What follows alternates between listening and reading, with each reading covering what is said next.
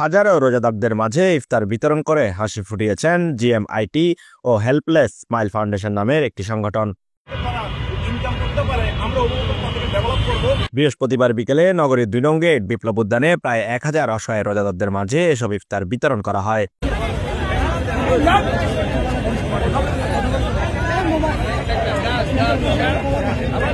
বিতরণ অনুষ্ঠানে প্রধান অতিথি হিসেবে উপস্থিত ছিলেন city mayor doctor Sadat Hossain.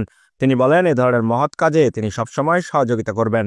আমি জিএমআইটি এবং স্মাইল ফাউন্ডেশনের উদ্যোগকে স্বাগত জানাচ্ছি এবং আজকে যে ইফতার মাহফিলের তারা আজকে আয়োজন করেছে, আমি বলতে চাই শুধু একটি দিন নয়, পুরা মাসব্যাপী তারা যাতে এই আয়োজনটি করতে পারে এবং এই ধরনের তাদের মনোমানসিকতা আমি দেখতে পাচ্ছি এবং আগামী বছর তাদেরকে এই ধরনের উদ্যোগ নিয়ে আসার জন্য আমি আহ্বান জানাচ্ছি। এই ব্যাপারে আমার পক্ষ থেকে যে কোনো সার্বিক সহযোগিতা আমি তাদের করে যাব। এ সময় আরো উপস্থিত ছিলেন চট্টগ্রাম প্রেস ক্লাবের সদস্য সচিব জাহিদুল করিম কোচি, সংগঠনের সভাপতি কামরুল কায়েস সহ সংগঠনের অন্যান্য নেতৃবৃন্দ। বর্তমানে হেল্পলেস স্মাইল ফাউন্ডেশন, এই হেল্পলেস স্মাইল ফাউন্ডেশন বছরে প্রায় ৩ থেকে ৪ বার এইভাবে করে খাবারের প্যাকেট বিতরণ করে।